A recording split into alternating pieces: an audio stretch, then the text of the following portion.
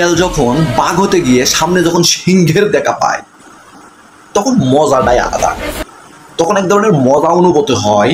সিংহ যখন তার ঘাড়ে কামড় দিয়ে মুচড়ায় ও বলে কি রে তুই বিড়াল শালার পুত তুই বাঘ হইতে চাস। সেম কাহিনী এই যে বর্তমান যেটা ভিডিওটা দেখতেছেন সেম, মানে ও চাইতেছে আমি মারো তুলি মারো মারো, কিন্তু ও বুঝতে পারে না বিড়াল হয়ে বাঘ সাজা যায় না, সামনে সিংহ রয়েছে। বিড়াল হয়ে বাঘ সাজি যায়, যখন সিংহের মুখে পড়ে পাছা তখন লাল হয়ে যায়। পাছা কি হয়ে যায়? পাছা তখন লাল হয়ে যায়।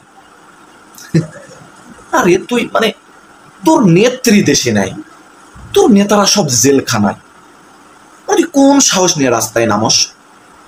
তোর নেত্রী তোদেরকে রাইকা ভারত পলাতক, তোর নেত্রী তোদেরকে রাইকা কচুর পাতায় করে ভারতে যাওয়ার চেষ্টা করে। তোদের নেতা কাউয়া কামের যাকে টয়লেটে রাইখা ছাত্র জনতা বাঁচাইছে, তারপরেও দেশে রাখতে পারা নাই, পলাইয়া ভারত চলে গেছে। আর তুই বিড়াল হইয়া বাঘ মানে বাঘ সাইজার বিড়াল হইয়া বাঘের অভিনয় করে তুই সামনে আসতেছিস।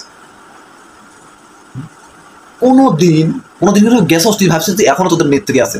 তোর তো ভাবছিস এখন তোদের নেত্রী আছে, আমাদের কি ভয়? পাঁচ সাইজ যখন পড়ছে তখন কেমন লাগছে? হালার